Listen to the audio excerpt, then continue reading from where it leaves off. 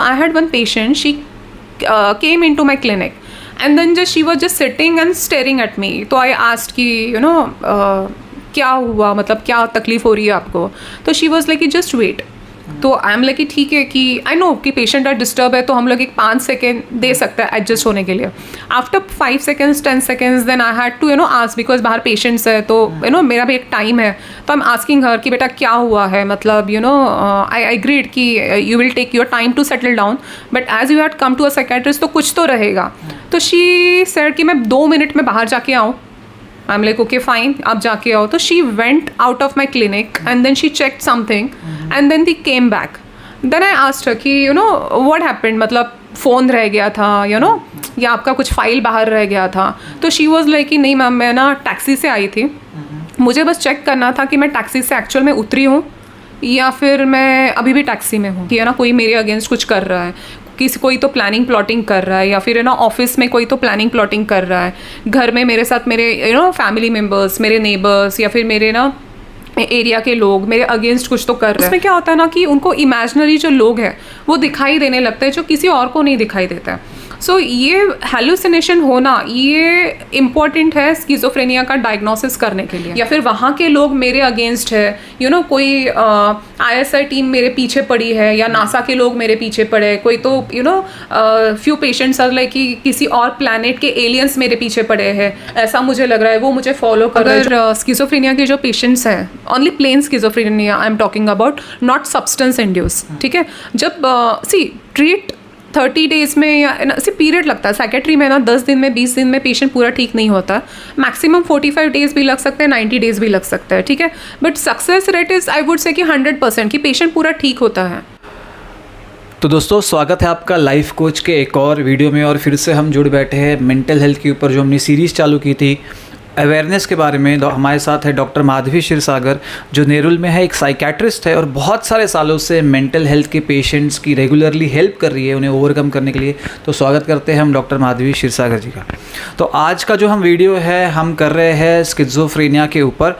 बहुत सारे मिथ्स है, बहुत सारे फैक्ट्स है, बहुत सारी चीज़ें जो आपको जानना ज़रूरी है स्किज़ोफ्रेनिया के बारे में. तो एक एक करके क्वेश्चंस का सिलसिला शुरू करते हैं. तो मैम, जो मेरा पहला क्वेश्चन है स्किज़ोफ्रेनिया को लेकर के, एग्जैक्टली स्किज़ोफ्रेनिया है क्या? तो एग्जैक्टली क्या है ये बीमारी और इसके क्या सिम्टम्स हो सकते हैं और ये किसको इफ़ेक्ट करती है? स्किज़ोफ्रेनिया जो बीमारी है ना, तो उसको हम लोग डिसीज़ नहीं बोलते हैं, हम उसको डिसऑर्डर बोलते हैं. तो there is a difference between a disease and disorder. Disease मतलब कोई तो एक सिम्टम आ रहा है और डिसऑर्डर मतलब ये ग्रुप ऑफ सिम्टम्स. तो schizophrenia is a kind of symptoms की जहाँ पे बहुत सारी चीज़ें साथ में आती है. अगर हम लोग लेमैन लैंग्वेज में बात करो तो वहम का बीमारी या फिर शक का बीमारी. अभी वहम और शक मतलब क्या? तो वहम मतलब कि अगर किसी को कानों में आवाज़ आ रही है, अगर आजू बाजू में कोई लोग नहीं है, बट फिर भी आपको पेशेंट, अगर आप स्किज़ोफ्रेनिया के पेशेंट रिप्रेजेंट होते हैं कि उनको वहम हो रहा है कि कोई उनसे बात कर रहा है, या उनके मन ही मन में कोई तो उनसे बात कर रहा है, आजू बाजू में कोई नहीं है फिर भी उनको आवाज़ें सुनाई दे रही है, या फिर दो लोग कोई तो बात कर रहे हैं वो उनको समझ में आ रहा है. तो कभी कभी कुछ पेशेंट्स को ऐसा लगता है कि कुछ काइंड ऑफ टेलीपैथी चल रही है, या फिर कुछ मेरे साथ ऐसा हो रहा है, कुछ ऐसे एहसास हो रहे हैं कि जो एक्चुअल में नहीं है. और शक की बीमारी मतलब ऐसा होता है कि उसको हम लोग डिल्यूजन्स बोलते हैं स्किज़ोफ्रेनिया में. डिल्यूजन्स मतलब कि कोई भी एक चीज़ के ऊपर अगर उनका थॉट अटक गया तो उनको लगता है वो चीज़ हो रही है. जैसे कि डिल्यूजन्स के अलग टाइप्स है, जैसे डिल्यूजन ऑफ परसिक्यूशन, कि जहाँ पे अगर मैं किसी के अगेंस्ट मुझे शक पैदा हो रहा है कि कोई मेरे अगेंस्ट कुछ कर रहा है, कोई तो प्लानिंग प्लॉटिंग कर रहा है, या फिर ऑफिस में कोई तो प्लानिंग प्लॉटिंग कर रहा है, घर में मेरे साथ मेरे फैमिली मेम्बर्स, मेरे नेबर्स या फिर मेरे एरिया के लोग मेरे अगेंस्ट कुछ तो कर रहे हैं, और ये फीलिंग कांस्टेंट रहता है. So this is called as a paranoia. जैसे कि आजकल ये टर्म बहुत कॉमन हो गया है पैरानोइया. तो दिस इज़ अ डिल्यूजन, मतलब हमेशा सस्पिशियस रहना या फिर वहम होते रहना, और उसके साथ फिर आपकी नींद खराब होना, या फिर आपके कॉग्निटिव इम्पेयरमेंट हो गया कि चीज़ों को बहुत जल्दी समझ में नहीं आता है. कॉग्निटिव इम्पेयरमेंट मतलब कि आप कोई भी सिचुएशन में आप अपना लॉजिकल थिंकिंग या फिर आप अपनी सोच से कोई भी सिचुएशन को हल निकालते हैं, या फिर कोई भी सिचुएशन समझने के लिए एक ब्रेन में एक लॉजिकल सिस्टम होता है है। सो कॉग्निटिव इम्पेयरमेंट की वो चीज़ें ऐसे स्लो होने लगती है, चीज़ें हमें पहले से अच्छे से जमती नहीं है। या फिर अगर कोई इंसान अगर रेगुलर खाना बनाता है तो उसको कुछ दिनों के बाद समझ में नहीं आ रहा है कि अभी प्रोसेस क्या करनी है, अभी तो मैंने नमक डाल दिया, नमक डालने के बाद करना क्या है। और वही चीज़ जो वो इंसान सालों से कर रहा है, या फिर स्टूडेंट्स है जो सालों से अच्छे से पढ़ाई कर पा रहा है, बट सडनली कि उनको ना अभी पढ़ाई करते समय दिक्कत आ रही है, समझ में नहीं आ रहा है कि आगे क्या करना है। तो this is called as an cognitive impairment. तो स्किज़ोफ्रेनिया में ना ये सब सिम्टम्स है ना साथ में रहता है, जैसे कि वहम होना, शक होना, आपकी नींद की साइकिल गड़बड़ होना, कभी बहुत ज़्यादा नींद आती है, कम नींद आती है, भूख कभी ज़्यादा लगती है, कभी कम लगती है, और हमेशा एक सोच में ना इंसान ना डूबा रहता है। तो ये जब सिम्टम्स सब साथ में आते हैं ना, तब उनको हम लोग स्किज़ोफ्रेनिया कहते हैं। सो बहुत बहुत थैंक यू। यहाँ पर मैं एक चीज़ और ऐड करना चाहूँगा, जैसे आपने ये वर्ड यूज़ किया था कि पैरानोइया, अब एक ऑलरेडी एग्जिस्टिंग डिसऑर्डर है पर्सनालिटी में जो है पैरानॉइड पर्सनालिटी डिसऑर्डर। तो मेरा ये भी सवाल है यहाँ पे कि क्या ये इसी का पार्ट है कि ये दोनों चीज़ें को एग्जिस्ट भी कर सकती है स्किज़ोफ्रेनिया के साथ में कोई पर्सनालिटी डिसऑर्डर। और सेकेंड है, जैसे आपने बोला था कि पर्सन को इस तरह से लग रहा है, वहम हो रहा है, शक हो रहा है, लोग उसके आसपास प्लॉटिंग कर रहे हैं, तो क्या ये जो बीमारी है या जो डिसऑर्डर है स्किज़ोफ्रेनिया, ये फेजेस में होता है? क्या उसका जो इनिशियल साइन है वो बहुत ज़्यादा सटल होता है जो समझ नहीं आता या कैच नहीं हो पाता, या उसका सेकंड फेज़ या थर्ड फेज़, और जब भी पूरी तरह से फुल ब्लोन डिसऑर्डर है, क्या बीच में टाइम मिलता है आसपास के लोगों को कुछ साइंस पता लगाने का? सी एज यू सेड कि पैरानोइया एक पर्सनालिटी का भी पार्ट है। I agree, paranoid personality disorder कि जहाँ पे ना कुछ लोगों को हमेशा ट्रस्ट इश्यूज़ रहते हैं, they can't trust people very easily, हमेशा डर लगा रहता है कि ये कहीं अपने अगेंस्ट तो नहीं हो जाएंगे, या फिर कोई लोग हमारे बारे में तो बात नहीं कर रहे हैं। बट दिस पर्सनालिटी में ना बाकी के सिम्टम्स नहीं रहते हैं, जैसे कि ऑडिटरी हेलुसिनेशन हो गया, वहम, इन शॉर्ट की वहम होना। वहम मतलब हेलुसिनेशन कोई भी फॉर्म में हो सकता है, कि जैसे कि आपको ऑडिटरी हेलुसिनेशन मतलब आपको अकेले में कानों में आवाज़ आती है। देन समटाइम्स टैक्टाइल हेलुसिनेशन की जहाँ पे आपको पेशेंट कंप्लेन करेंगे कि है ना कोई तो हमें ना छू रहा है, या फिर ना हमें एहसास हो रहा है कि किसी ने हमें टच किया है। एक होता है ऑल फैक्ट्री हेलुसिनेशंस की सडनली उनको किसी चीज़ की स्मेल आने लगती है, फिर वो स्मेल बहुत गंदी भी हो सकती है या फिर बहुत अच्छी भी हो सकती है, बट अगर देखा जाए तो आजू बाजू में कुछ चेंजेस नहीं है, ना किसी ने परफ्यूम मारा है, ना किसी ने कुछ कोई गंदी चीज़ रखी है, but they get a strong sense कि है ना कुछ तो ना मुझे ना मतलब हम लोग स्मेल कर पा रहे हैं। और एक होता है विजुअल हेलुसिनेशंस, उसमें क्या होता है ना कि उनको इमेजिनरी जो लोग हैं वो दिखाई देने लगते हैं जो किसी और को नहीं दिखाई देता है। सो ये हेलुसिनेशन होना ये इम्पॉर्टेंट है स्किज़ोफ्रेनिया का डायग्नोसिस करने के लिए। सिर्फ एक पैरानोइया जो कॉन्सेप्ट है उसके ऊपर हम लोग स्किज़ोफ्रेनिया को डायग्नोस नहीं करते हैं। स्किज़ोफ्रेनिया में जैसे मैंने स्टार्टिंग में बोला कि स्किज़ोफ्रेनिया में ना हमें 5-6 सिम्टम्स ना साथ में चाहिए। अगर वो साथ में होते हैं then we call it as a schizophrenia. अगर वो साथ में नहीं है तो उनका इंडिविजुअल डायग्नोसिस होता है। लेट्स कंसिडर कि मुझे बहुत पैरानोइया हो रहा है बट मेरी पर्सनालिटी का पार्ट है और बाकी मेरा फंक्शनलिटी सब नॉर्मल है, then I am having paranoid personality disorder. पर मेरा पैरानोइया बढ़ते जा रहा है क्योंकि आज मुझे पैरानोइया मेरे फैमिली के बारे में है, या फिर कल वो फैमिली से बढ़कर नेबर्स पे भी जा रहा है, कल फिर ऑफिस के लोगों पे जा रहा है, और मेरा ना उसमें ना मेरा क्वालिटी ऑफ लाइफ ख़राब हो रहा है। जैसे कि मैं घर से बाहर निकालना बंद कर रही हूँ क्योंकि मुझे डर लग रहा है कि कोई मेरे पीछे पड़ा है, कोई मुझे तकलीफ देना चाहता है, कोई कुछ सब प्लान प्लॉट कर रहा है मुझे मारने के लिए, मुझे तकलीफ देने के लिए।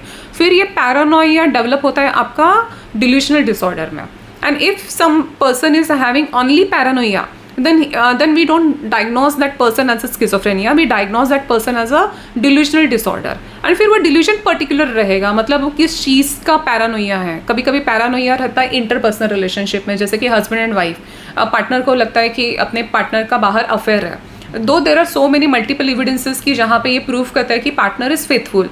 तो अभी ये हो गया कि डिल्यूजन ऑफ इनफिडिलिटी, कि हमेशा वो लगा रहता है कि नहीं कुछ तो गड़बड़ चल रहा है। या फिर डिल्यूजन ऑफ परसिक्यूशन, कि जहाँ पे हमेशा ना लोगों के ऊपर शक आता है कि कोई हमारे अगेंस्ट कुछ कर रहा है या कोई हमें बुरा बोल रहा है।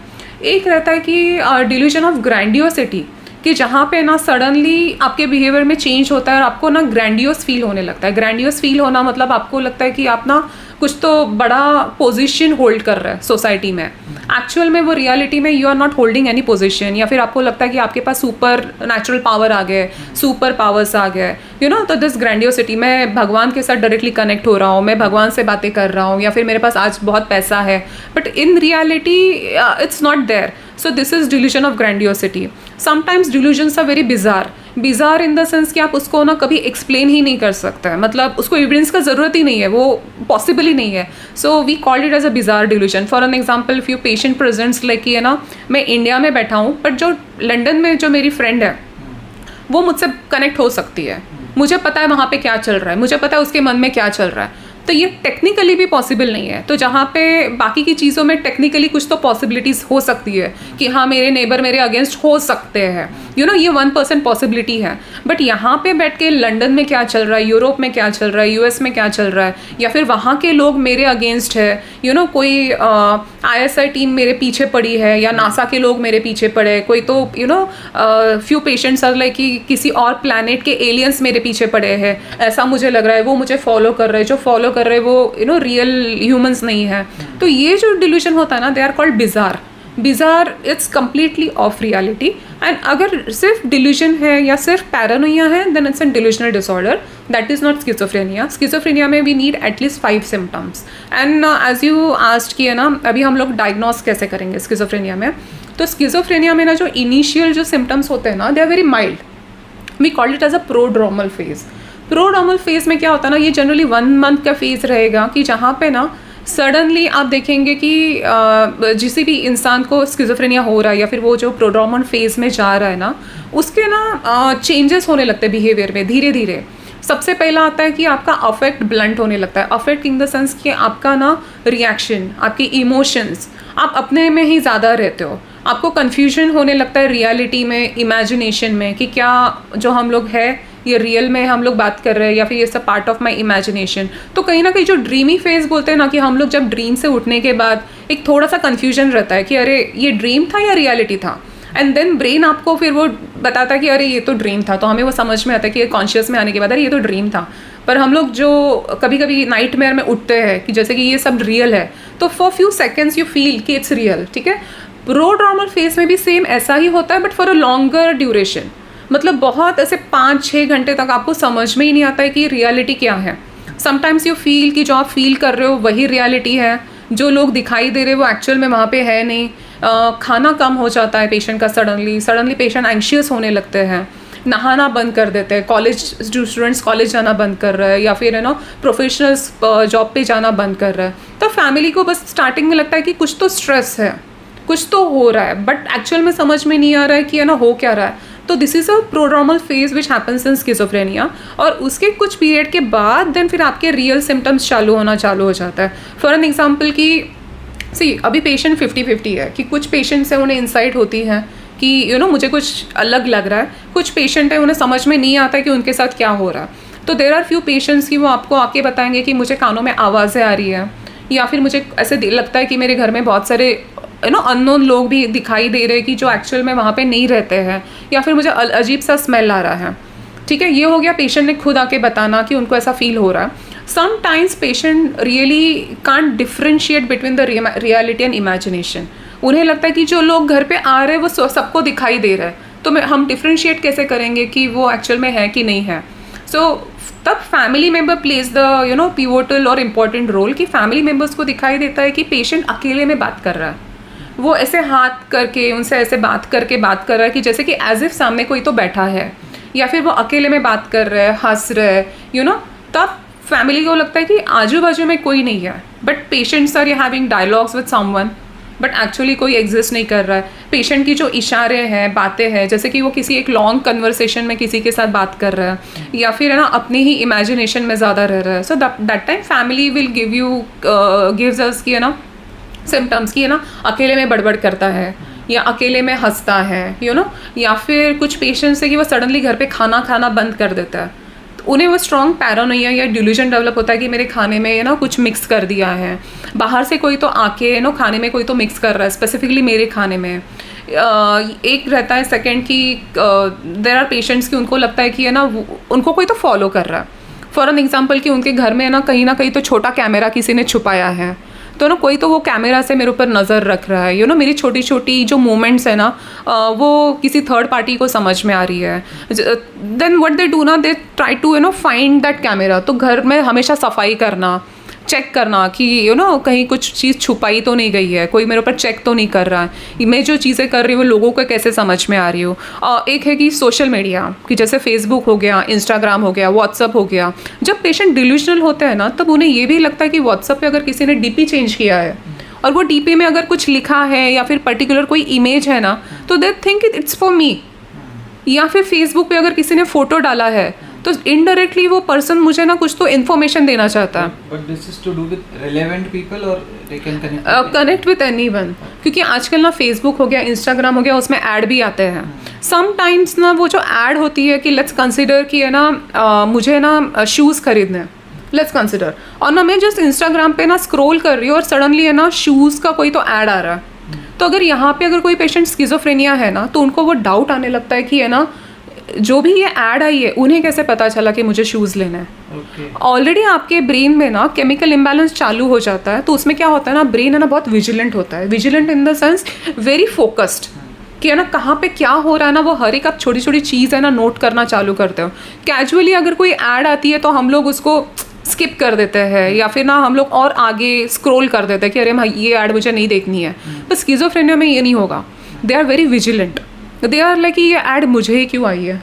और अगर गलती से अगर समझो वो पेशेंट को शूज़ लेने की अगर एक थॉट भी आया रहेगा तो उसमें और पेशेंट डिस्टर्ब हो जाता है कि इन लोगों को कैसे पता चला मुझे शूज़ लेना है। तो देर इज़ समवन की who is following me, someone is following my chain of thoughts या फिर मेरे थॉट ब्रॉडकास्ट हो रहा है, कोई तो मेरे थॉट सुन रहा है, कोई तो मेरे साथ टेलीपैथी कर रहा है और मेरे थॉट्स निकाल के ले रहा है। Sometimes patient gives bizarre kind of symptoms की है ना मैडम ऐसे लगता है कोई तो हमारे थॉट्स निकाल रहा है या मेरे थॉट्स है ना ब्रॉडकास्ट हो रहा है, सब लोग मेरे थॉट्स सुन रहे हैं।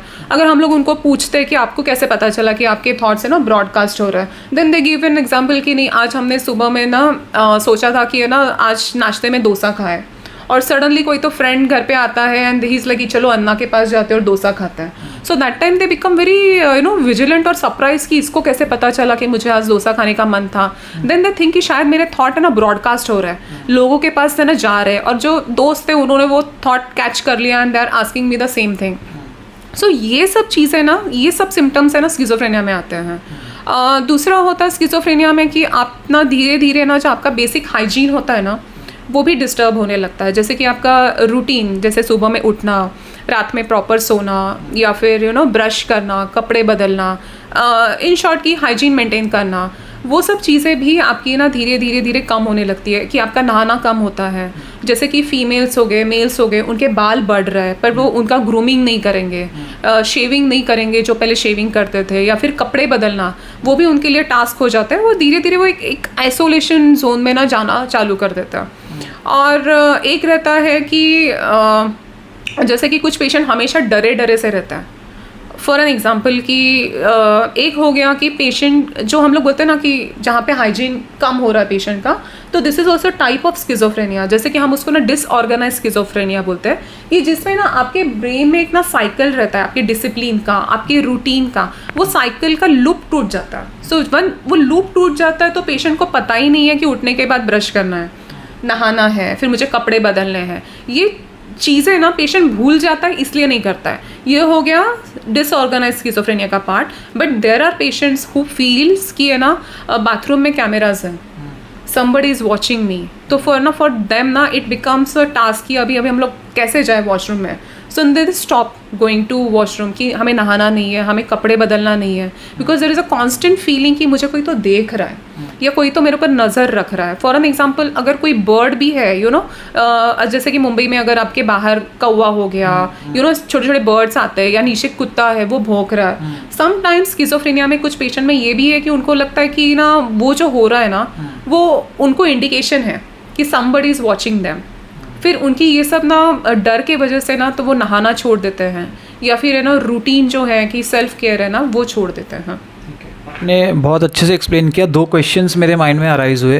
एक तो जो आपने ये बोला था कि डिल्यूजन के बारे में, तो एक पार्ट है बहुत सारे लोग बिलीव करते हैं कंस्पिरेसी थियरीज़ वगैरह में, और बहुत बार हम देखते हैं कि मे बी जब कोविड-19 के टाइम पे भी sometimes vaccine related, sometimes some other things related चल रही थी। We don't know how much is the truth, but some people are like पूरी तरह से पोलराइज होते हैं उस तरफ कि this is something bigger happening done by certain people and to destroy mankind और समथिंग, इस तरह के भी वीडियोस भी आए थे और आते भी रहते हैं. सो कंस्पिरेसी थियोरी, एक तो क्वेश्चन है कि क्या जो लोग कंस्पिरेसी थियोरीज में बिलीव करते हैं बहुत ज़्यादा, क्या उनके अंदर स्किज़ोफ्रेनिया या इससे रिलेटेड कुछ साइंस है. दूसरा है कि खासकर ये चीज़ देखी गई है, बहुत सारे ऑनलाइन ग्रुप्स है फेसबुक पर जो स्पिरिचुअलिटी और अवेकनिंग के ग्रुप्स है, जहाँ पे अवेकनिंग वर्ड बहुत यूज़ किया होता है और वहाँ पे पीपल पोस्ट कर रहे होते हैं अपने एक्सपीरियंसेस अवेकनिंग के, जहाँ पे वो बोल रहे होते हैं कि today I saw this god, today I spoke to this god, today I had this spiritual experience, today I experienced out of body experience and all, है ना.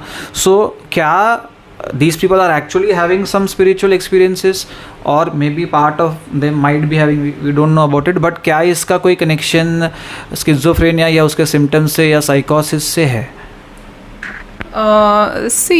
जो फर्स्ट था जो अपना कॉन्स्पिरेसी थ्योरी अगर हम लोग बोल रहे हैं ना, सो जो कोविड का जो पीरियड अगर हम लोग एक्सप्लेन करें ना, तो वो पीरियड ऐसा था कि it was very sudden period, very traumatic period, की जहाँ पे हमें ना वो सिचुएशन के साथ ना एडजस्ट करने के लिए टाइम नहीं मिला था. सडनली हमें ना क्वारंटाइन हो गया या फिर है ना सडनली कर्फ्यू, आप बोल सकते हैं कि वो सब सडन हुआ था कि रात में सब लोग फंक्शनल है एंड मॉर्निंग में यू गेट द न्यूज़ कि आप घर से बाहर नहीं निकल सकते. और कितने इनडिफिनाइट पीरियड, वो पीरियड भी डिफाइंड नहीं था.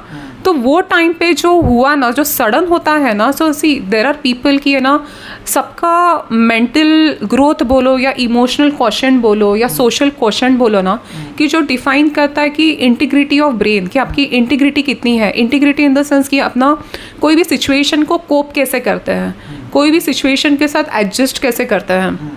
You know, for an example कि अगर ना कोई भी सिचुएशन सडनली सबके साथ होती है, बट हर कोई इंसान सेम वे में रिएक्ट नहीं करता, सबका रिएक्शन अलग है. So this reaction depends on your thought process, your integrity of thought process, you know, your social question हो गया, इमोशनल क्वेश्चन हो गया, लॉजिकल थॉट प्रोसेस हो गया, योर IQ हो गया, वो मैटर करता है. सो देर आर पीपल कि उनके ऑलरेडी फाइनेंशियल यू नो या फिर कुछ लाइफ में ना निगेटिव फेजेस चल रहे थे और वो उसमें से उभरने वाले हैं, और तभी सडनली अगर समझो कि है ना घर में बैठने के लिए बोल रहे हैं इंडेफिनाइट पीरियड के लिए. तो जब माइंड फियर में जाता है ना, तो जब माइंड फियर में जाता है तब सबसे इम्पोर्टेंट रहता है सर्वाइवल. एक रहता है कि सर्वाइवल इशू, कि अरे हम लोग सर्वाइव कैसे करेंगे. एंड जब ब्रेन में ये सर्वाइवल इशू के ऊपर बहुत सारे थॉट्स आने लगते हैं ना, कि जहाँ पे सर्वाइवल में सिर्फ मेरे सर्वाइवल की बात नहीं चल रही है, सर्वाइवल में मेरी family is also included, my kids are included, my partner is included, my you know parents are included, my siblings are included, कि जिनका रिस्पॉन्सिबिलिटी मेरे ऊपर था. और ये जो सडन ट्रॉमेटिक फेज आती है कि जहाँ पे सब कुछ बंद हो रहा है, so that time what happens ना, ब्रेन का एक चीज़ रहता है कि इफ़ यू सी ना कि सडनली ना हम लोग चीज़ों को ना फट कर से एक्सेप्ट नहीं करते हैं. ब्रेन का पहला रिएक्शन रहता है डिनाइल, कि हमें एक्सेप्ट ही नहीं है कि ये जो हो रहा है ना, जो बोल रहे कि आप घर पे बैठो, ये हमें एक्सेप्ट ही नहीं है. सबसे पहला सिम्टम आता है ब्रेन का डिनाइल. डिनाइल के बाद आता है एग्रेशन, फिर हमें गुस्सा आने लगता है कि अरे हमने तो डिनाई किया, फिर भी सिचुएशन चेंज नहीं हो रही है, कोई सुन नहीं रहा है, कोई हमें ओवर पावर कर रहा है. देन वो ब्रेन में ना सोचने के बाद है ना, जब बहुत ओवर थिंकिंग होने लगती है ना ब्रेन में, दो चीज़ें होती है कि by over thinking you go to a logical thought process, और by over thinking you go to a process कि जहाँ पे यू गेट कन्विंस्ड कि ये मेरे हिसाब से मुझे सही लग रहा है ऑफ रियलिटी, या फिर ना मैं उसके ऊपर कुछ कैलकुलेशन नहीं करना चाहती हूँ, मेरी इमोशंस के हिसाब से मुझे ये ठीक लग रहा है. तो फिर उसमें क्या होता है ना कि अगर आप लॉजिकल जाओ तो फिर आपको लगता है कि नहीं, कोविड में सर्वाइव रहना इंपॉर्टेंट है, यू नो, डेथ थ्रेट्स ज़्यादा है, इसलिए यू नो सब आइसोलेशन में या क्वारंटाइन फेज वगैरह बताया है, तो अकेले रहना है. ये हो गया लॉजिकल ओवर थिंकिंग. चलो कि एग्रीड कि मेरे ऊपर फाइनेंशियल रिस्पॉन्सिबिलिटीज़ है, मेरे फैमिली अफेक्ट हो रही है, बट चलो हम लोग जिंदा हैं, health wise we are okay. But अगर मेरा ओवर थिंकिंग निगेटिव में चला जाता है ना, then I try to figure out कि नहीं, ये जानबूझ के हो रहा है, ये मुझे कोई तो परेशान कर रहा है, मुझे नहीं, हम जैसे लोगों को परेशान कर रहा है. Then we try to you know bring all the people in our field, कि ये हम जैसे लोगों के साथ हो रहा है, तो हम जैसे 50% होंगे, 30% होंगे, तो ये हमारे अगेंस्ट ही क्यों हो रहा है. Then there must be some kind of conspiracy, कोई जानबूझ के करने चाहता है. And there are certain groups, they put their opinion, they just put their opinion, they really don't mean that opinion. See कोई भी सिचुएशन जब होता है ना, say everybody has a freedom of speech. हर कोई अपना ओपिनियन देता है, पॉजिटिव रहेगा, नेगेटिव रहेगा।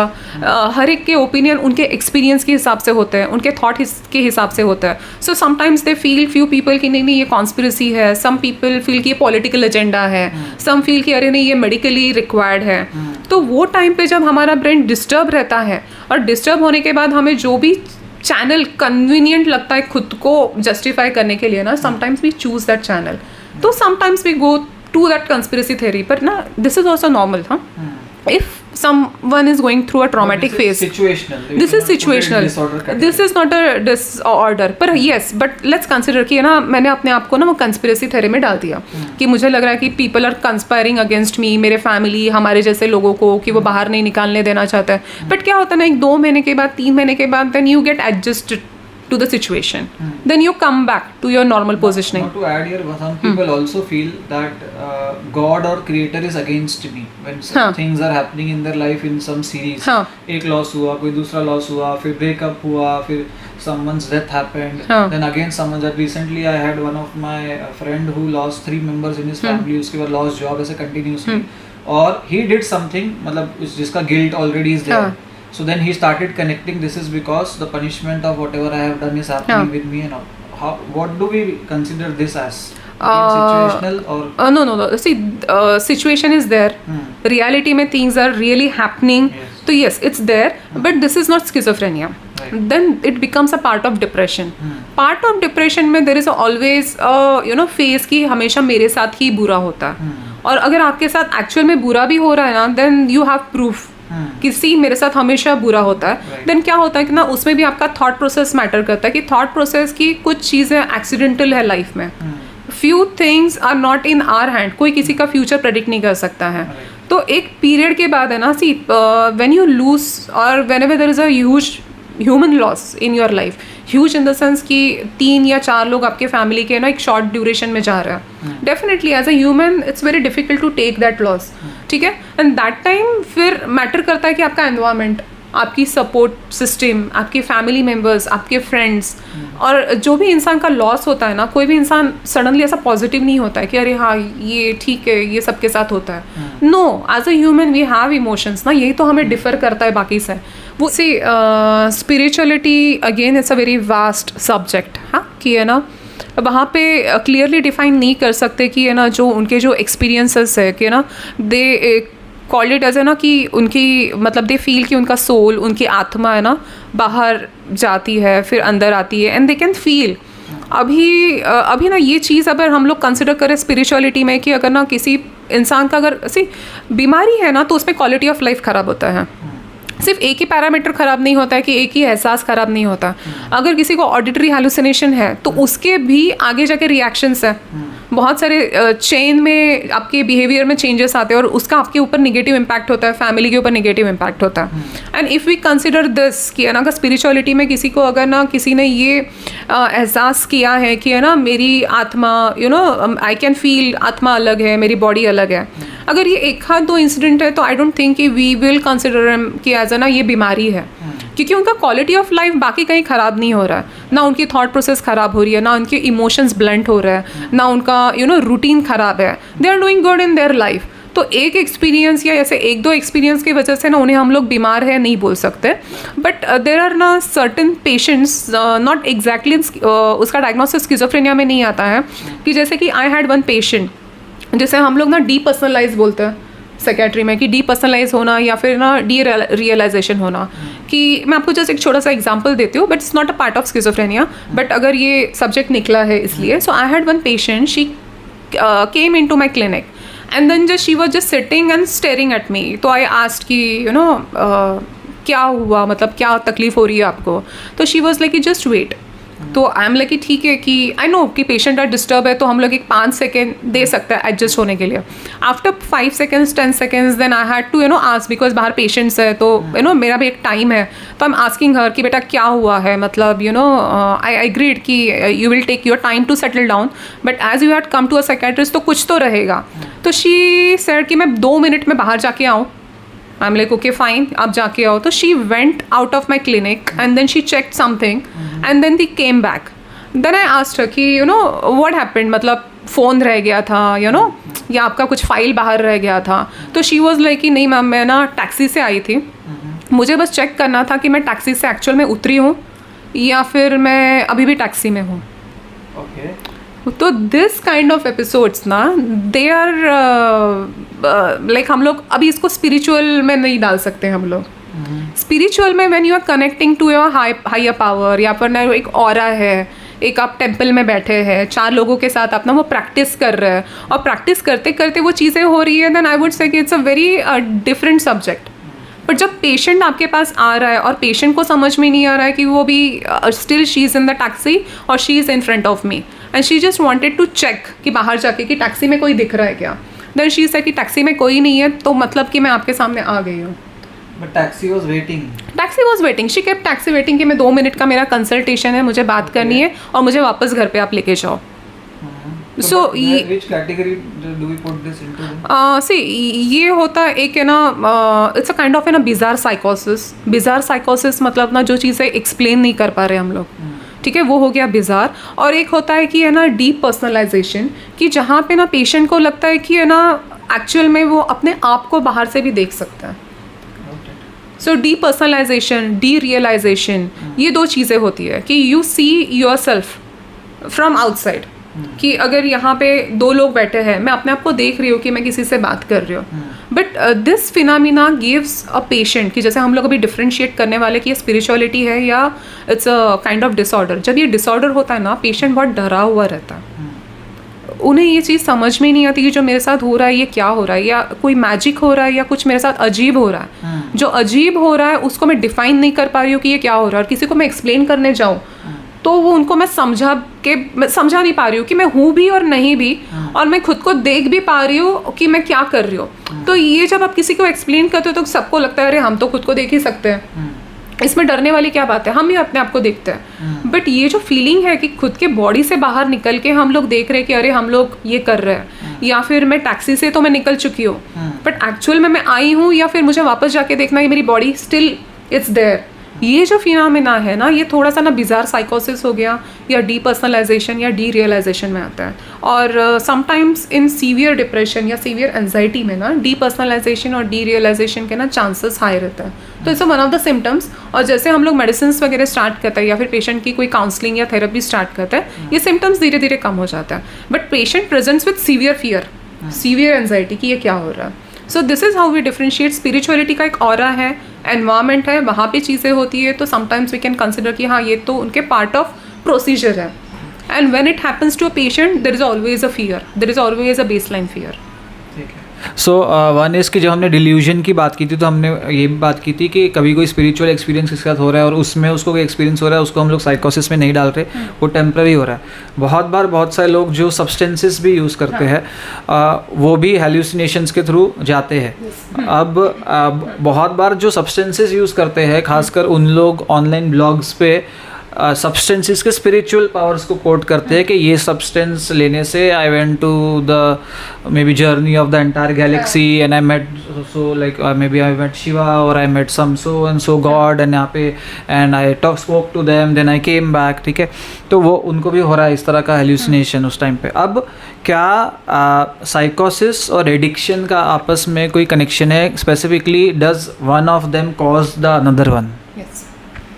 सी इफ़ यू टेक सब्सटेंस ना, तो हम लोग हमेशा यही बोलते हैं कि आप सब्सटेंस मत लो. अभी सब्सटेंस में आता है आपका अल्कोहल, सब्सटेंस में आता है smoking, and there are an number of drugs. और रिसेंटली जो बहुत कॉमन हो रहा है that is weed. But weed के साथ फिर मैथ हो गया, LSD हो गया, बटन्स हो गए, डिफरेंट काइंड्स ऑफ हीरोइन हो गया, कैनाबिस हो गया. ठीक है, तो उसमें क्या होता है ना कि मतलब वाई डॉक्टर्स आर सेइंग कि है ना आपको सब्सटेंस नहीं लेना है, ये चीज़ ख़राब है.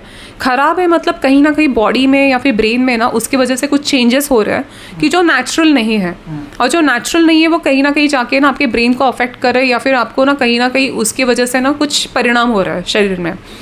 अगर आप स्किज़ोफ्रेनिया का अगर बायोकेमिकल अगर हम लोग हिस्ट्री चेक करें, biochemical history in the sense कि स्किज़ोफ्रेनिया में ऐसा क्या होता है पेशेंट के दिमाग के अंदर, क्यों एक को स्किज़ोफ्रेनिया हो रहा है और दूसरा इंसान है या फिर उनके फैमिली मेम्बर्स हैं, उनकी माँ है, उनके पापा है, उनकी बहन है, उनको नहीं हो रहा है. वो एक ही छत के अंदर सब कुछ रहता है, एक ही चीज़ खाना खा रहे हैं, सबके लिए सेम खाना बन रहा है, सबके लिए सेम पानी है, तो क्यों एक को स्किज़ोफ्रेनिया हो रहा है? क्योंकि आपके ब्रेन में कुछ चेंजेस ऐसे हो रहा है कि वो सर्टन चेंजेस की वजह से ये सिम्टम आ रहा है स्किज़ोफ्रेनिया का। स्किज़ोफ्रेनिया में जो अपना हमारे ब्रेन में अगर ना से आजकल हैप्पी हार्मोन्स, ये टर्म बहुत कॉमन है, जैसे कि serotonin and dopamine, they are happy hormones. Schizophrenia में ना ये जो डोपामिन लेवल होता है ना, वो स्पेसिफिकली बहुत हाई होता है, और जब डोपामिन हाई होता है ना, ब्रेन बहुत अलर्ट रहता है। सी अलर्टनेस, नॉर्मल अलर्टनेस है ना, इज़ अ डिफरेंट थिंग, और ना केमिकल इम्बैलेंस की वजह से हाई अलर्टनेस में जाना, इट्स अ डिफरेंट थिंग। जब आप हाईली अलर्ट होते हो और डोपामिन बढ़ता है ना, तो क्या होता है ना कि आपका रियलिटी के साथ डिस्कनेक्ट होना चालू हो जाता है। मतलब आप चीज़ें इमेजिन करने लगते हो तो आपको लगता है कि वो बहुत सही है, वही रियल है। तो same thing happens as you said कि सब्सटेंस का और स्किज़ोफ्रेनिया का कुछ कनेक्शन है क्या? If you take any kind of substance, alcohol या फिर अदर काइंड ऑफ सब्सटेंसेस, उसमें भी आपका डोपामिन सर्किट पहले अफेक्ट होता है। सो जब डोपामिन हल्का सा बढ़ता है ना, dopamine gives you happiness, you feel happy about your self. मतलब जिन लोगों का अपना कॉन्फिडेंस कम है या फिर जो लोग बात नहीं कर पा रहे, they feel very suddenly so happy ना कि वो बात करने लग गए। तो उसकी वजह से ना क्या होता है ना, एडिक्शन बढ़ने लगता है कि दे फील कि ये खाने के बाद तो अरे मेरे टेंशन दूर हो रहा है, मैं खुश हो रहा हूँ, मुझे बहुत अच्छा लग रहा है अपने बारे में। और जब आप ज़्यादा सब्सटेंस लेने लगते हैं, ज़्यादा सब्सटेंस करने लगते हैं, तो क्या होता है ना, ये आपका डोपामिन लेवल इतना इम्बैलेंस हो जाता है, इतना कि जैसा स्किज़ोफ्रेनिया में जो बायोकेमिकल चेंजेस है ब्रेन में, सेम चेंजेस होते हैं सब्सटेंस लेने के बाद। इसलिए सब्सटेंस लेने के बाद भी जो आपको हैलुसिनेशंस होते हैं या इल्यूजन्स हो रहे हैं या डिल्यूजन्स हो रहा है, तो they are same as schizophrenia. और अभी ये डायग्नोसिस है या ये डायग्नोस्ड है, या फिर आई वुड से कि ये रिसर्च से या फिर सब करके ना अभी ये डायग्नोसिस ना फिक्स है कि फिक्स है इन द सेंस कि ये डायग्नोसिस कंसिडर किया गया है ग्लोबली, सब्सटेंस इंड्यूस साइकोसिस या सब्सटेंस इंड्यूस स्किज़ोफ्रेनिया, ये भी डायग्नोसिस है। तो जो सब्सटेंस लेने के बाद जब उन्हें ये एहसास होता है कि हम गैलेक्सी घूम के आए, हम लोग भगवान को मिल के आए, या फिर टेलीपैथी कर पा रहे हैं हम लोग, हमें सब समझ में आ रहा है, these are secondary to chemical changes which are happening inside the brain. See spirituality में अगेन आई एम सेइंग कि there is a aura, we create that aura. वो ऑरा में आपका डोपामाइन इतना बढ़ नहीं रहा है, बट सब्सटेंस में you are taking something deliberately to keep you happy, और वो उसका इतना ज़्यादा क्वांटिटी हो जाता है, देन आपका केमिकल इम्बैलेंस होने लगता है। और फिर आप जब भी सब्सटेंस लेते हो, आपको वो फिनोमेना दिखाई देता है कि आपको ना ऐसे लगता है कि मुझ में बहुत सुपर पावर आ गया है, मैं सब कुछ देख सकता हूँ, मुझे लोगों के मन में क्या चल रहा है मुझे वो भी समझ में आता है, मैं लोगों को एक्सप्रेशन से बता सकता हूँ कि इन्होंने मेरे बारे में क्या सोचा है, रास्ते पे क्या चल रहा है, टीवी पे अगर कोई बात चल रही है वो देख के भी उनको पता चलता है कि न्यूज़ रीडर है उसके मन में क्या चल रहा है। तो ये जो चीज़ें होती है ना, these are secondary to imbalance in dopamine level. Which how much of their perception is true regarding this? इसमें truth होता है कि are they able to do this? No, technically it's not. If you scientifically it's not possible. But something might be giving them a proof that whatever they are judging or perceiving out a person is turning to be right. ऐसा भी होता है, उनको मिलता है कुछ short term ऐसा? मैं आपको एक चीज़ बोलूँगी कि है ना, स्किज़ोफ्रेनिया हो गया या कोई भी बीमारी हो गई है, उसमें ना चीज़ें वही दिखती है जो आपको पहले ना कुछ तो उसके बारे में पता होता है। फॉर एन एग्ज़ाम्पल कि अगर मुझे ऐसे लग रहा है कि है ना, जैसे मैंने एक एग्ज़ाम्पल दिया था कि मुझे लग रहा है कि शूज़ लेने हैं, ठीक है, और सडनली शूज़ का अगर ऐड आता है तो फिर मैं डर जाती हूँ कि अरे शूज़ का ऐड कैसे डाला, मतलब कोई मेरे ऊपर ध्यान रख रहा है। बट ये जो स्किज़ोफ्रेनिया में वही चीज़ें समझ में आती है या दिखाई देती है या बोली जाती है जो सबकॉन्शियस माइंड में आपके हैं। अगर आप स्किज़ोफ्रेनिया के पेशेंट मुझे पूछते हैं कि मैम हम लोग डिफ़ाइन कैसे करेंगे कि एक्चुअल में हमारे साथ हो रहा है कि नहीं हो रहा है, जो लोग हमसे बातें कर रहे हैं वो एक्चुअल में एग्जिस्ट करते हैं या नहीं करता, मैं उन्हें यही बोलती हूँ कि उनको से बोलो कि आज के ना न्यूज़पेपर का हेडलाइन, उनको बताओ आज के न्यूज़पेपर का हेडलाइन क्या है, पर आप मत पढ़ना, and then you cross check कि जो उन्होंने बोला है क्या वो सही है। अगर पेशेंट ने न्यूज़पेपर पढ़ा है या कोई भी हेडलाइन पढ़ी है, तो उनको अगर हम लोग बोले कि आवाज़ें वो हेडलाइन बोलेंगे क्या, तो आवाज़ें बोलेगी, बिकॉज वो हेडलाइन ऑलरेडी पेशेंट के दिमाग में है। और अगर वो हेडलाइन पेशेंट के दिमाग में नहीं है और पेशेंट को हम लोग बोलेंगे आप चैलेंज करो आवाज़ों को कि है ना, उनको बोलो कि है ना आप हेडलाइन बताओ, आवाज़ नहीं बताएंगे। If there has to be something inside, आपके ब्रेन में चाहिए। अगर समझो कि कोई इंसान ना बोल रहा है कि मैं गैलेक्सी घूम के आया, बट वो गैलेक्सी का कॉन्सेप्ट तो होना चाहिए ब्रेन में, तभी वो गैलेक्सी घूम के आ सकता है। अगर वो गैलेक्सी का कॉन्सेप्ट नहीं है किसी इंसान के बीच पास, वो गैलेक्सी घूम के नहीं आ सकता है। वो वही चीज़ कर सकता है कि जो उसके ब्रेन में, सबकॉन्शियस माइंड में, मेमोरी में कहीं ना कहीं वो फीड हुई है। अगेन एक क्वेश्चन यहाँ पे वही आता है स्पिरिचुअलिटी से रिलेटेड। जैसे एक दो बुक्स लिखी गई है जिसमें नियर डेथ एक्सपीरियंस की बात की है, मतलब the person actually died according to him, means and according to maybe doctors, and then he returned back to life, and then he experienced something like between life and death, कि I met so and so person, heaven, hell, XYZ, and he came back. ऐसी कुछ books भी लिखी। Again, is that a spiritual experience or a psychological experience? See, it's very difficult to judge because ना उसके ऊपर ना जितना research होना चाहिए ना वो एक्चुअल में एग्जिस्ट नहीं कर सकता, नहीं है। तो it's will be not good कि if I diagnose them directly as a patient. Few persons may do have, you know, their subjective experiences. Just because someone is having just one experience, we can't label them as a patient. Coming to schizophrenia के treatment पे, उससे पहले छोटा सा सवाल, जैसे हमने शुरुआत के क्वेश्चन में बात की थी, आपने परसेप्शन की बात की थी कि ऑडिटरी चीज़ें सुन रही है, दिखाई दे रही है, even someone is touching them, स्पर्श फील हो रहा है, और इवन अरोमा की आपने बात की थी। ठीक है, अब ये यहाँ पे सारे सेंसेस एम्प्लॉय हो रहे हैं बॉडी के। अब ऐसा एग्जैक्टली एक तो है कि न्यूरोकेमिकल कम है, ज़्यादा है ना, बट जैसे ब्रेन के सारे एरियाज़ है जो स्पेसिफिक फंक्शंस करते हैं, ऐसा स्पेसिफिकली क्या एरिया में क्या हो रहा है कि द टच और द स्मेल और द नॉइज़ और the sight not being there and still it appears like real to them, ये ऐसा क्या हो रहा है ब्रेन के अंदर? सबसे इम्पॉर्टेंट होता है कि मैंने जैसे आपको बोला कि ये ना डोपामिन जो केमिकल है वो स्किज़ोफ्रेनिया में ना मेजर रोल प्ले करता है। जब डोपामिन हाई होता है ना तो आपके ना ब्रेन है ना बहुत सीवियरली अलर्ट जोन में जाता है। मतलब ना जो चीज़ें नहीं है ना वो भी आपको सुनाई देना, दिखाई देना, स्मेल।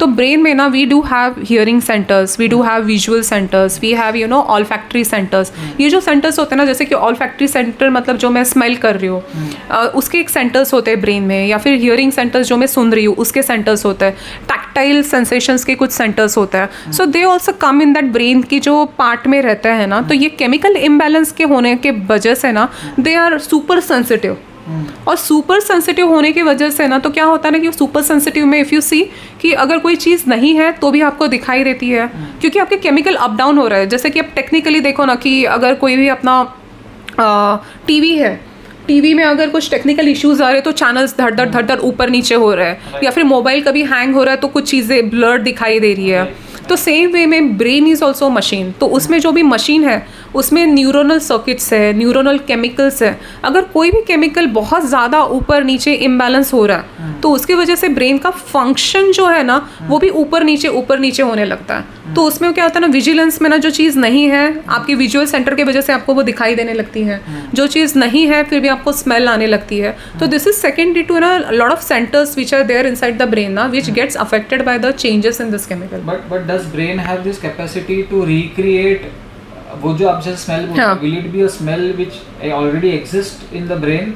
यस, हाँ, not a new one. Not a new one. मैंने बोला ना कि कोई भी बीमारी में, ये बीमारी में ना 99% सब चीज़ें ना सबकॉन्शियस ब्रेन में होती है मेमोरी के फॉर्म में। एसिड्स इकट्ठे प्ले हो रही है या मिक्स हाँ, प्ले हो रही है, मिक्स होके प्ले हो रही है, या फिर जो भी कुछ पेशेंट्स है कि जिन्हें नहीं पता है कि जो मुझे आवाज़ें आ रही है ना वो किसकी आ रही है।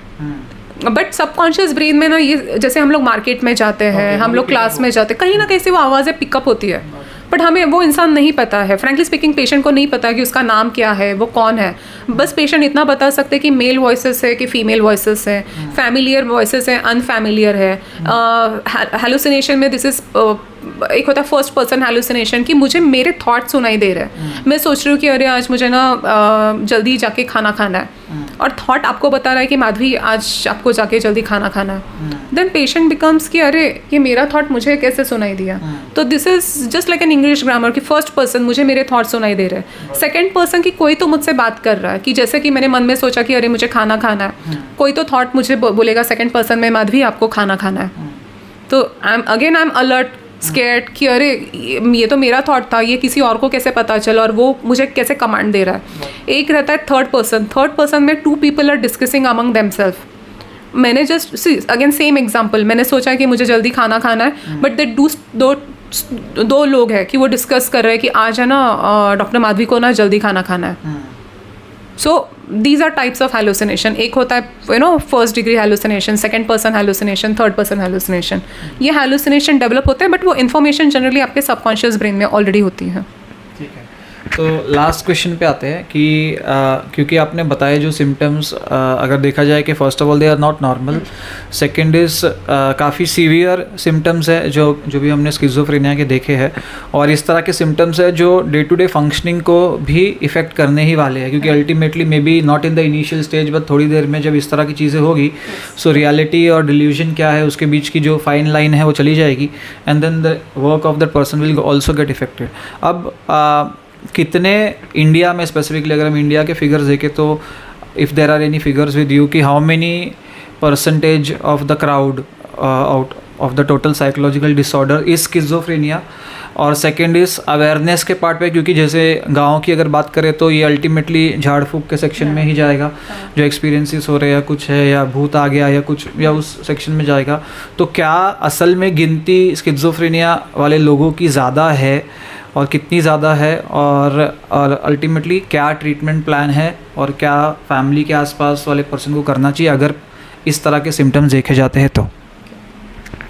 अगर हम लोग स्किज़ोफ्रेनिया का परसेंटेज वाइज या फिर ये करें कि कितने पेशेंट ये टाइम पे एग्जिस्ट करता है, सो जनरली जो डेटा रिसर्च होता है ना, तो उसके हिसाब से जो डेवलपिंग कंट्रीज़ हैं, तो डेवलपिंग कंट्रीज़ में ना पर 1000 पॉपुलेशन के पीछे का एक डेटा रहता है। जैसे कि पर 1000 अगर हम लोग डेवलपिंग कंट्री कंसिडर करें तो उसमें स्किज़ोफ्रेनिया के पेशेंट्स ना 1.4 to 6.4 होता है। मतलब हर 1000 के पॉपुलेशन के पीछे इधर एक स्किज़ोफ्रेनिया का पेशेंट हो सकता है या मैक्सिमम 6 पेशेंट हो सकता है। तो ये हो गया परसेंटेज की है ना, सोसाइटी में ये जो एग्जिस्ट करता है।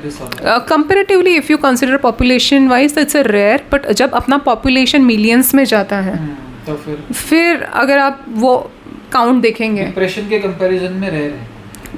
यस, डिप्रेशन के कंपैरिजन में आप बोल सकते हैं रेयर है, बट नॉट दैट रेयर। मतलब बहुत ज़्यादा नहीं, एक हार्डली मतलब अगर डिप्रेशन हम लोग 8% बोल रहे हैं या फिर 10 पेशेंट पर 1000 पॉपुलेशन बोल रहे हैं, तो स्किज़ोफ्रेनिया 6 पर 1000 हो गया। सो ये थोड़ा सा डिफरेंस है।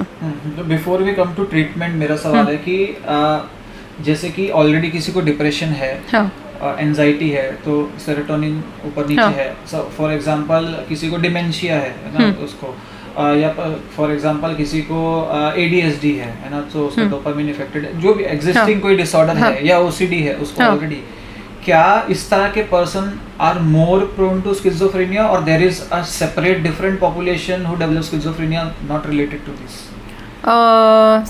अगेन ऐसा कोई ऐसा ना परफेक्ट कॉम्बिनेशन नहीं है या फिर परफेक्ट कॉज नहीं है कि ये अगर हो गया तो ये होना ही चाहिए। प्रीकर्सर ये सब डिसऑर्डर स्किज़ोफ्रेनिया के प्रीकर्सर है, ऐसा नहीं बोल सकते? नो, वो प्रीकर्सर नहीं है, बट कभी कभी ये दोनों अलग अलग बीमारियां साइकेट्री की साथ में को एग्जिस्ट करती है। फॉर एन एग्जांपल कि कोई पेशेंट OCD है जिन्हें एक ही चीज़ का ना ऑब्सेशन है, over a period of time क्या होता है ना, वो ऑब्सेशन ना सेल्फ डाउट में कन्वर्ट होता है कि ऑब्सेशन इन द सेंस कि मुझे ना हाथ धोना है, मुझे बार बार क्लीन करना है, तो एक डाउट क्रिएट होता है कि अरे मैंने हाथ क्लीन किया कि नहीं। ये पहला डाउट OCD में रहता ही है, सेल्फ डाउट्स रहता है। But sometimes if OCD is untreated, अभी सेल्फ डाउट मतलब सस्पिशियसनेस, उसमें भी केमिकल आपका डोपामिन आता है। So over a period of time अगर आप देखो अनट्रीटेड OCD है तो ये सेल्फ डाउट में क्या होता है ना, स्किज़ोफ्रेनिया का एक आधा सिम्टम आना चालू हो जाता है। Then diagnosis is not schizophrenia, diagnosis is OCD with साइकोसिस या OCD with schizophrenia. There are patients की जिन्हें ना मूड चेंजेस होते हैं, कभी they are in depression, sometimes they are in mania, वहाँ पे भी अगर सीरोटोनिन इम्बैलेंस तो रहता है, उसकी वजह से ही आपके मूड डिसऑर्डर होता है। बट समटाइम्स की इफ़ इट्स अनट्रीटेड तो अब ब्रेन के बाकी का हिस्सा भी तो उसमें धीरे धीरे ना इन्वॉल्व होने लगता है। अगर उसमें अगर डोपामिन सर्किट इन्वॉल्व होता है, डोपामिन केमिकल इन्वॉल्व होता है, तो देर आर सर्टन सिम्टम्स कि वो डिल्यूजनल का क्राइटेरिया मीट करते हैं या फिर ना साइकोसिस का क्राइटेरिया या स्किज़ोफ्रेनिया का क्राइटेरिया मिस करते हैं। That time diagnosis is like कि depression with schizophrenia, depression with साइकोसिस, या फिर we called it as a schizoaffective disorder. Schizoaffective disorder में क्या होता है ना, सेम टाइम पे पेशेंट शोज स्किज़ोफ्रेनिया का symptoms and at the same time patient shows mood के symptoms. either patient is too depressed or patient is too happy. Along with that there is a hallucinations, there are delusions. So then there is a combined diagnosis, schizoaffective disorder. So they do exist together sometimes or different, but these are not causative factors for schizophrenia. अगर किसी को ADHD है तो आगे जाके schizophrenia होगा, ऐसा नहीं होता है. It depends on your brain का dopamine chemical changes, which can be secondary to anything. So finally coming to the treatment, एक छोटा सा question because we don't want to extend it much more is genetics plays an important role in all of these disorders. कि अगर dad को psychosis, schizophrenia या कोई भी रहा है और बेटे में उसके symptoms देखे जा रहे हैं, तो I just want clarification for the viewers कि how much of schizophrenia is solely dependent on genetic predisposition और कितना ऐसा है कि any someone who did not have any genetics predisposition, किसी को भी फैमिली में नहीं था फॉर एग्जांपल, क्या उसके भी चांसेस है साइकोसिस या स्किज़ोफ्रेनिया डेवलप होने के, और क्या एनवायरमेंटल फैक्टर्स है which contribute to it. Okay, and then will come to the treatment plan. See अगर हम लोग जेनेटिक पार्ट कंसिडर करें ना, तो genetic do play role in every kind of illness. मतलब अगर किसी के फैमिली में हार्ट डिसऑर्डर है, किसी के फैमिली में डायबिटीज़ है, हाइपरटेंशन है, सो ये टर्म भी आजकल बहुत लोकल हो गया है कि है ना जेनेटिक है. मेरे घर में पापा को डायबिटीज़ था तो हमें भी है, घर में मम्मी को थायराइड था तो हमें भी है. बीमारियाँ यस एक जनरेशन से आगे की जनरेशन में जाती है. And if you see in psychiatry the chances are 1 to 8%. ठीक है, there is a this window 1 to 8% की जहाँ पे अगर फैमिली में किसी को स्किज़ोफ्रेनिया है, ज़रूरी नहीं है कि स्किज़ोफ्रेनिया ही आगे जाएगा. साइकियाट्री में साइकोलॉजिकल इश्यूज, मतलब स्किज़ोफ्रेनिया शोज केमिकल इम्बैलेंस. ठीक है, अगर वो जो जस्ट एक ग्रुप ऑफ सिम्टम्स है, इसके लिए हमने उसको नाम दिया है स्किज़ोफ्रेनिया है. So if we consider genetic ना, तो विंडो इज़ 1 to 8%. ठीक है, और साइकेट्री में एज ए सेट की है ना, स्किज़ोफ्रेनिया अगर कोई पेरेंट को है तो ज़रूरी नहीं कि आगे जाके बच्चे को स्किज़ोफ्रेनिया ही हो. साइकेट्री में केमिकल इम्बैलेंस हो रहा है तो देर आर चांसेस 1 to 8% कि आगे की जनरेशन में भी केमिकल इम्बैलेंस के 1 to 8% चांसेस है. तो वो केमिकल इम्बैलेंस एंजाइटी में हो सकता है, केमिकल इम्बैलेंस में lead to depression, chemical imbalance में lead to OCD, chemical imbalance में lead to sleep disorder, and it can lead to schizophrenia. So schizophrenia के फैमिली में सब स्किज़ोफ्रेनिक ही होंगे ऐसा ज़रूरी नहीं है. But see sometimes there is a strong history, there is a strong genetic history we say कि फॉर एन एग्जाम्पल मम्मी को स्किज़ोफ्रेनिया है, पापा को स्किज़ोफ्रेनिया है, पापा के साइड में भी 2-3 रिलेटिव्स में स्किज़ोफ्रेनिया है. Then sometimes there is a strong genetic predisposition ना, तो तब आगे जाके ना स्किज़ोफ्रेनिया के चांसेस बहुत बढ़ते हैं वो फैमिली में. पर जस्ट वन पेरेंट है और वही वो पेरेंट को भी कोई हिस्ट्री नहीं है आगे पीछे की किसी को स्किज़ोफ्रेनिया या साइकेट्रिक इलनेस की, सो वो आगे जाके जेनेटिक में जाने के भी चांसेस, जनरेशन में जाने के जो चांसेस है ना, दे आर वेरी रेयर. पर अगर कोई जेनेटिक प्रीडिस्पोजिशन साइकोलॉजिकल इश्यूज का हो ही ना, हाँ. तो सिर्फ एनवायरमेंटल फैक्टर्स ही इतने पोटेंशियल कैरी करते हैं कि दे दे किसी को डिसऑर्डर. सी जेनेटिक अगर हम लोग पॉपुलेशन ना कंसिडर करें कि जिनको जेनेटिक्स की वजह से स्किज़ोफ्रेनिया है, that population I would say कि चलो 100 का अगर हम लोग लिखे कि 100 स्किज़ोफ्रेनिक पेशेंट है, तो उसमें से आई वुड से कि 30% येस कि जो जेनेटिक्स की वजह से हैं, बट जो बचे हुए 70% है ना, they are not secondary to their genetics. क्योंकि आई थिंक जेनेटिक्स भी जो जेनेटिक्स से भी पास ऑन कर रहा है, उसकी कहीं ना कोई शुरुआत तो बिना जेनेटिक्स के हुई होगी. यस, मे बी एनवायरमेंटल से तो हुई, जैसे वॉर जोन पे कोई रह रहा है, यस, हाँ, ऐसी कुछ जो बहुत ट्रॉमेटिक एरियाज में रह रहा है कुछ, तो उनको चांसेस होते हैं. सी whenever brain is in traumatic phase ना, ट्रॉमेटिक फेज में ना आपके ना ब्रेन के जो न्यूरोनल सर्किट्स होते हैं वो टूट जाते हैं, ब्रेक हो जाते हैं, और वो ब्रेक होने के बाद उसके अंदर जो केमिकल्स होते हैं, न्यूरोनल केमिकल्स होते हैं, डोपामिन, सेरोटोनिन ना, वो इम्बैलेंस होना चालू हो जाता है. Then there is an individual fresh case कि जहाँ पे सब कुछ नॉर्मल है, जस्ट सब्जेक्टिव ट्रॉमा या सब्जेक्टिव कुछ चीज़ ऐसी होती है ना कि उसकी वजह से आपका वो सर्किट एक ब्रेक हो जाता है and then there is a chemical imbalance, और केमिकल इम्बैलेंस होने के वजह से वो केमिकल से रिलेटेड कुछ सिम्टम्स आते हैं एंड देन वो सिम्टम को then we give a name कि हाँ ये सिम्टम, ये केमिकल की वजह से ये सिम्टम आ रहे हैं तो स्किज़ोफ्रेनिया है, ये केमिकल की वजह से ये 1-2 सिम्टम्स है तो ये डिल्यूशनल डिसऑर्डर है, शायद उसमें डोपामिन चेंज नहीं हुआ है किसी पेशेंट में कि ट्रॉमा की वजह से सेरोटोनिन में जा रहा है, then there are mood disorders, there is an OCD। So कोई भी केमिकल वो टाइम पे जब आपका ऑल्टर होता है ब्रेन में, उस हिसाब से सिम्टम्स आते हैं और उस हिसाब से डायग्नोसिस होता है। ट्रीटमेंट पार्ट इज़ की फर्स्ट तो बेसिकली मेडिसिन्स, आपको मेडिसिन्स लेना ज़रूरी है क्योंकि है ना स्किज़ोफ्रेनिया में ना क्वालिटी ऑफ लाइफ ख़राब होने लगता है। Sometimes patient doesn't have that insight कि मुझे कुछ हो रहा है, but as a family member हम पहचान सकते हैं कि पेशेंट का जो रूटीन है वो चेंज हो रहा है, पेशेंट अलग हो रहा है, या फिर पेशेंट के ना बिहेवियरल में चेंजेस आ रहे हैं, वो अकेले में बात कर रहा है या फिर हमेशा डरा डरा रहता है, नहाने नहीं जा रहा है, अलग बातें कर रहा है, पेशेंट से हम लोग कुछ बात करते हैं वो आंसर कुछ और कर रहा है। दवाई के मामले में डिनाइल यहाँ पे रहेगा, डिनाइल रहेगा बिकॉज पेशेंट को मैंने बोला ना कि 50% पेशेंट डू हैव इनसाइट, उनको पता है कि कुछ तो गलत हो रहा है, सो दे डू काम कि हमें आवाज़ें आ रही है, कुछ अलग लग रहा है, ठीक है, उस टाइम पे it's very easy to start the treatment. But there are patient who are forcefully parents convince करके लेके आ रहे हैं या फिर पार्टनर कन्विंस करके लेके आ रहा है एंड देन दे टेल कि अरे हाँ मैम आवाज़ें आती है रात में पर ठीक है ना हम लोग डील कर रहे हैं, या फिर सो एंड सो मेरे अगेंस्ट है, मेरे अगेंस्ट प्लॉटिंग चल रही है, देखो मेरे नेबर ने DP चेंज किया या मेरे रिलेटिव ने स्टेटस डाला तो घर के बाहर कुछ चीज़ मिली तो किसी ने रखी है, ब्लैक मैजिक हुआ है हमारे साथ,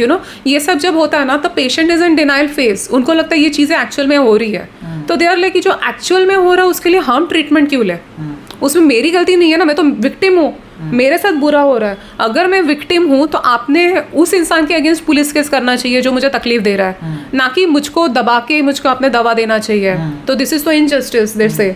बट देन फिर कभी कभी उनको ना एक्सप्लेन करना होता है कि ना स्किज़ोफ्रेनिया में ये चेन ऑफ सिम्टम्स आते हैं, ये चेन ऑफ थॉट्स आते हैं, that time counselling comes as major I would say कि रेस्क्यू पार्ट, कि जहाँ पे काउंसलिंग में ना हम लोग पेशेंट को ना उनके सिम्टम्स या फिर बीमारी के बारे में ना हम लोग ना ज़्यादा जानकारी देते हैं and then we give them examples कि कुछ पेशेंट्स के साथ ये होता है वैसा होता है, स्टार्टिंग यहाँ से होती है, then they start correlating, yes मेरे साथ भी स्टार्टिंग में ये हुआ था, तो फिर उन्हें डाउट होता है कि आपको कैसे पता, then we have to tell them कि एज अ साइकेट्रिस्ट ना we are seeing so many patients ना, तो सिम्टम्स सेम रहते हैं, पैटर्न सेम रहता है, अंदर का कंटेंट चेंज हो जाता है। सी मैं अगर किसी के अगेंस्ट हूँ, सस्पिशियस हूँ, एक पेशेंट अपने फैमिली के अगेंस्ट रहेगा, कोई अपने बॉस के अगेंस्ट रहेगा, कोई नेबर के अगेंस्ट रहेगा, but this idea of suspiciousness it's a common, content change हो जाता है। तो पेशेंट को थेरेपी में, काउंसलिंग में ना आपको ये चीज़ें अगर आप समझाओ और पेशेंट का कॉन्फिडेंस गेन करो और आप दवा लेते हो ना, तो धीरे धीरे जो क्या होता है ना, पेशेंट को 10 दिन के बाद बुलाता है, फिर 20 दिन के बाद बुलाता है,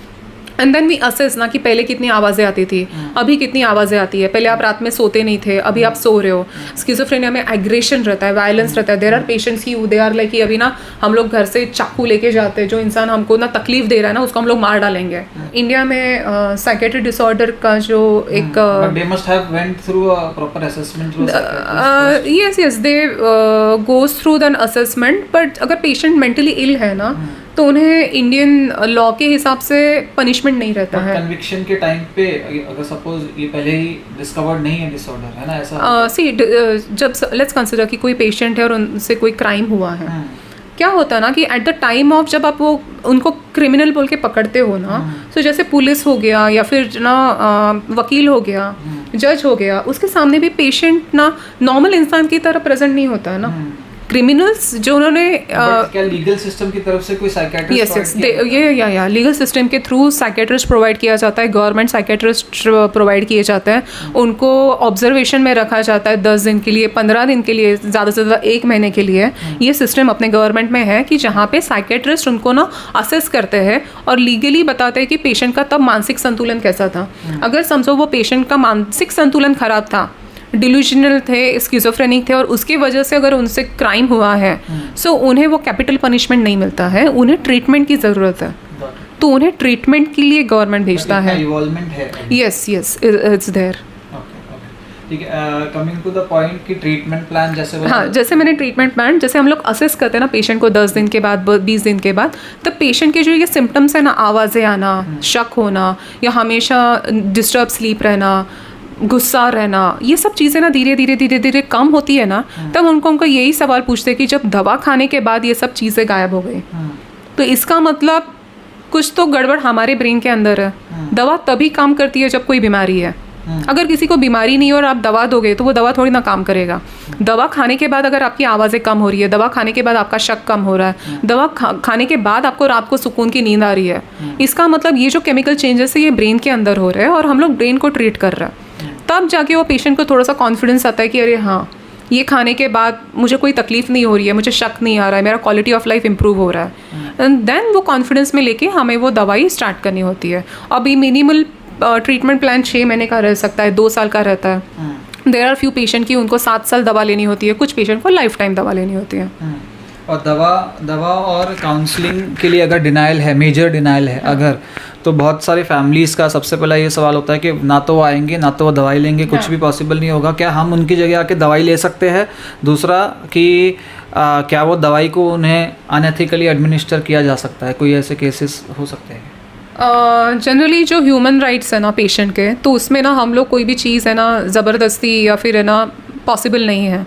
सी देर आर पेशेंट्स की अगर वो नहीं आ रहे, घर से बाहर नहीं निकल पा रहे, इतने सस्पिशियस है कि वो कोई डिसीजन नहीं ले पा रहे, so that time family can come and represent themselves on behalf of their patient and they can take the medicines, but medicine hardly 2 या 3 दिन के लिए, 2 या 3 दिन पेशेंट को वो मेडिसिन ज़बरदस्ती है ना बहुत फोर्सफुली या समझा के दे देते हैं, उस खाने में देते हैं, या फिर उसके बाद जब पेशेंट थोड़ा बहुत सो रहा है या शांत हो रहा है ना, सो इट्स ऑलवेज एडवाइजेबल कि वो पेशेंट को लेके आए।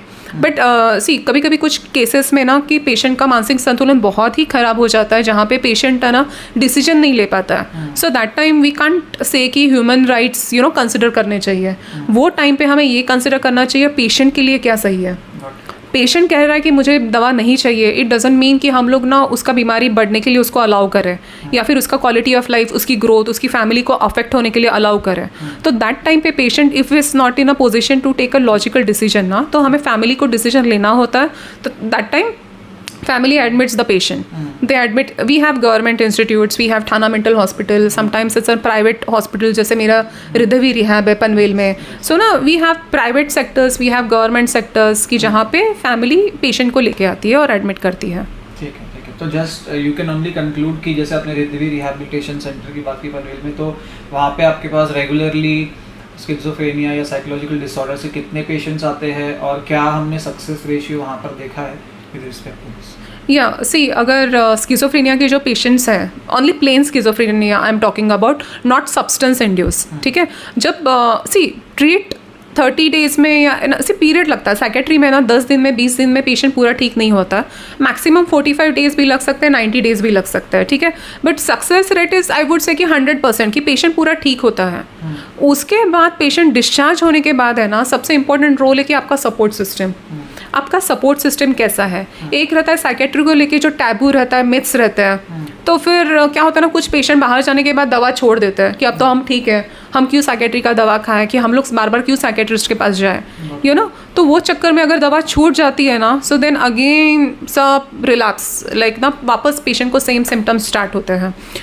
जैसे मैंने सब्सटेंस इंड्यूस साइकोसिस में अभी आपको बोला कि वहाँ पे 100% नहीं है, क्योंकि उसके साथ है ना क्या होता है ना कि सब्सटेंस की वजह से स्किज़ोफ्रेनिया है, स्किज़ोफ्रेनिया प्योरली नहीं हुआ है, तो आपको वो सब्सटेंस पे कंट्रोल लाना ज़रूरी है। एक बार सिम्टम्स डॉक्टर्स जब आपके कंट्रोल में लाता है, स्किज़ोफ्रेनिया ठीक करता है, तो बाहर जाने के बाद अल्कोहल ना लेना या कोई भी सब्सटेंस ना करना, ये पेशेंट की जिम्मेदारी होती है। बट कभी कभी क्या होता है ना कि पेशेंट को नहीं पता चलता है, फिर भी knowingly unknowingly they take the substance, तो जहाँ पे एडिक्शन पार्ट होता है ना, वो थोड़ा सा टफ जाता है कि उन्हें कंट्रोल में लाने के लिए, because they are addicted to that drug. तो उसमें फिर एक दूसरा होता है कि along with schizophrenia de addiction, तो अगर स्किज़ोफ्रेनिया का ट्रीटमेंट प्लस डी एडिक्शन का ट्रीटमेंट अगर ये कॉम्बिनेशन में हो, तो yes success rate is really on higher side. तो वी विल कंक्लूड हियर कि मेंटल हेल्थ का अवेयरनेस धीरे धीरे बढ़ रहा है। जितना पहले था उससे बेहतर हो रहा है। लोग खुद डिसऑर्डर्स के बारे में सर्च करते हैं, ऑल्दो वो सोल्यूशन नहीं है, बट एटलीस्ट अवेयरनेस उन्हें होती है कि हाँ ये सिम्टम्स है तो ये डिसऑर्डर है, तो चलो साइकेट्रिस्ट को कांटेक्ट करते हैं। इसलिए ट्राई करिए कि कोई भी अगर इस तरह के सिम्टम्स आपको दिखते हैं अपने लव्ड वंस में, या आपको ऐसा लगता है कि डिल्यूजन्स हो रहे हैं या स्किज़ोफ्रेनिया रिलेटेड सिम्टम्स दिख रहे हैं, so you have to contact your nearest psychiatrist. Doctor Madhavi Kshirsagar is available for consultation. Nerul के अंदर उनका एड्रेस, उनकी डिटेल्स स्क्रीन पर दी जा रही है। साथ ही में उनका रिहैबिलिटेशन सेंटर है पनवेल के अंदर, जहाँ पे full fledged treatment with admission होता है। तो मेक श्योर अगर जो भी सफ़र कर रहे हैं सफ़र मत करिए और अपनी मेंटल हेल्थ का ख्याल रखिए। सो थैंक्स बोलते हैं डॉक्टर माधवी को हमारे यहाँ पर आने के लिए, और आपका भी ये वीडियो देखने के लिए। तब तक बने रहिए लाइफ कोच पर। मिलेंगे एक और वीडियो में। धन्यवाद।